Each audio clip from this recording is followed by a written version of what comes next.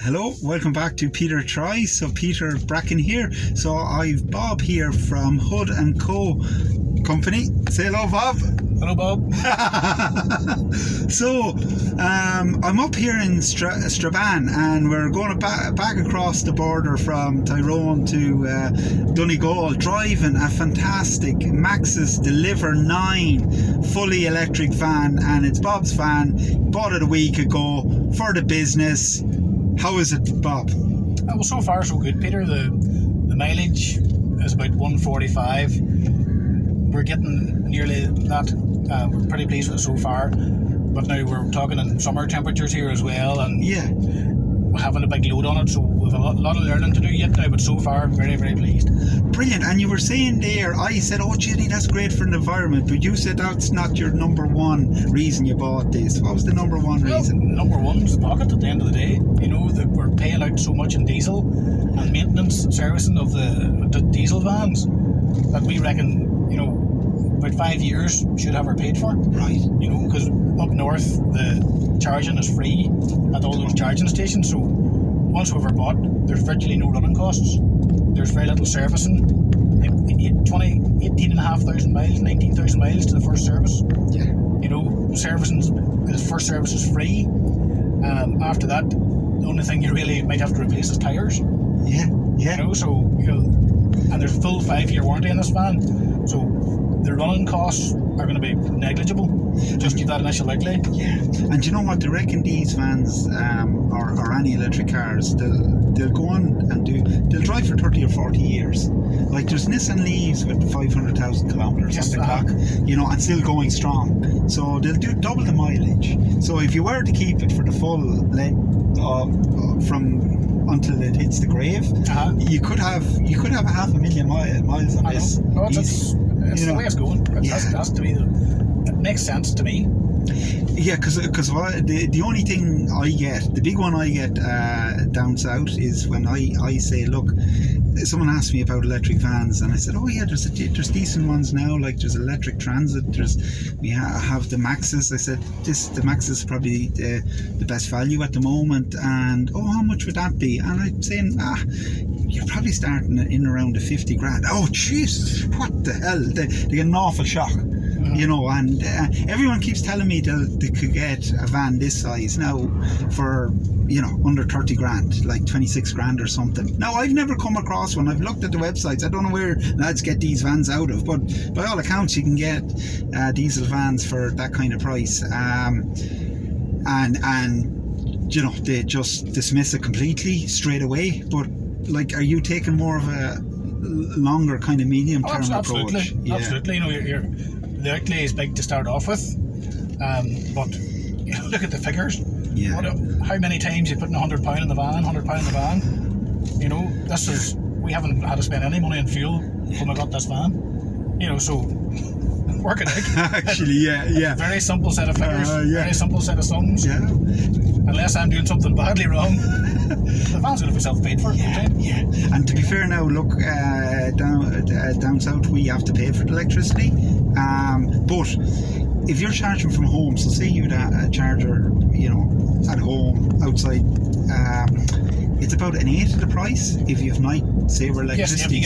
So then you can get an EV charging rate from NIE. Oh, can you? You get that at home, yeah. Right. So they have a special rate for that. So again, you'll be able to take it charging off peak and because they probably will. The public chargers up here, they'll probably start charging for them, as in money for them eventually. Yes. But still, it'll always end up cheaper than still cheaper.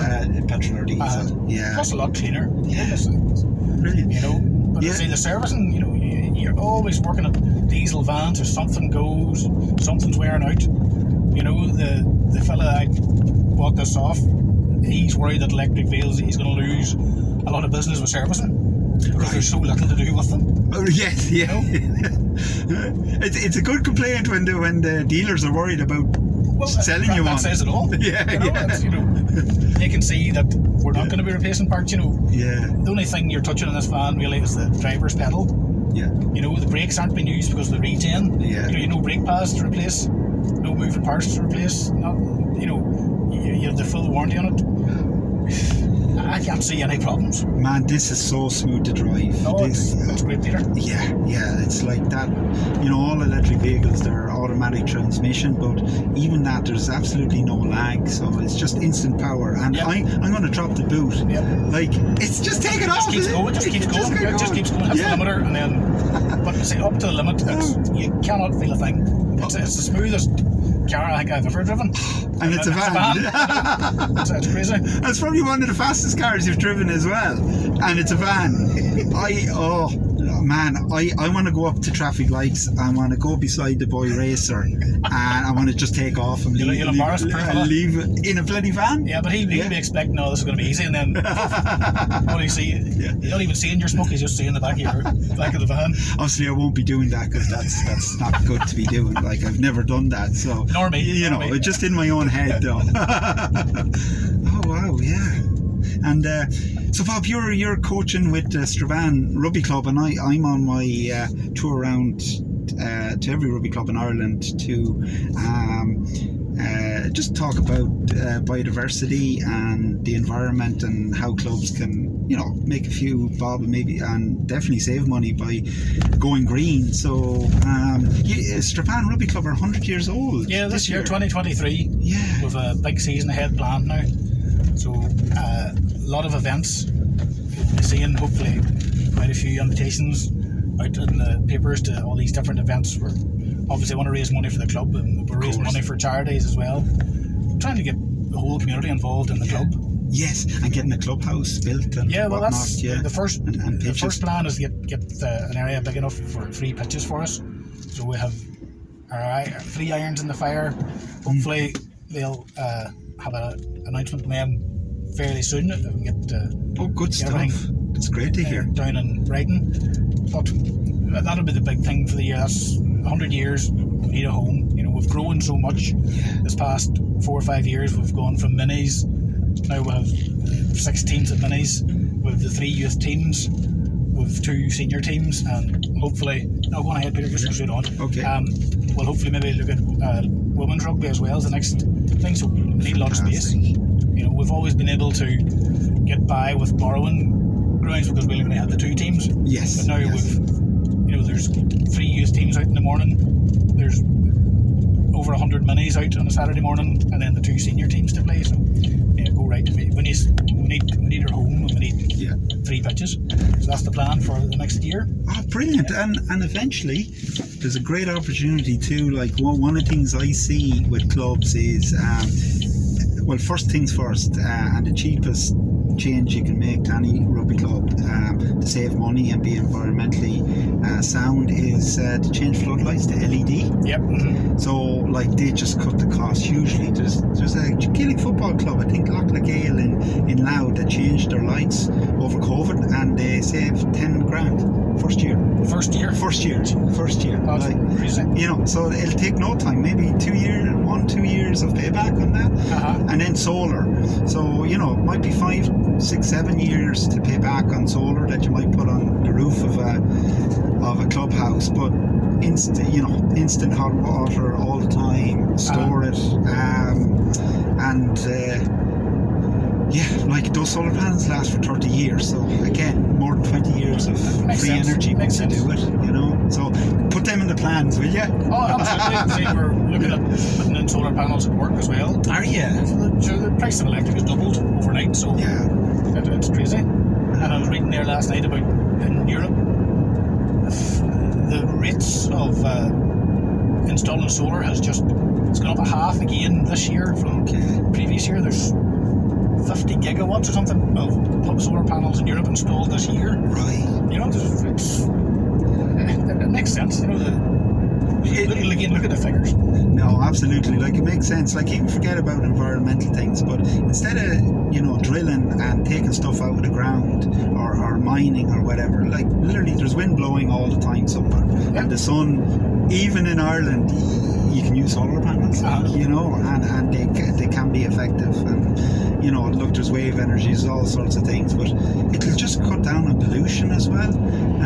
You know, you'll be driving through towns, like in 10 years time you'll be driving through towns and the pollution will be halved, because half the cars will be electric, and in 20 years time it'll be all electric, it'll be silent. I know over here in Ireland, you know, it doesn't really affect us, but look at the weather, the wildfires in Europe, California. I mean, if people don't realise that something's gone wrong, by now, you know, there's no arguing now at this stage, I don't think. Yeah, and the simple thing is to stop burning stuff. Yep. You know, and that's the first step, and after that, you know, and look, it'll help anyway.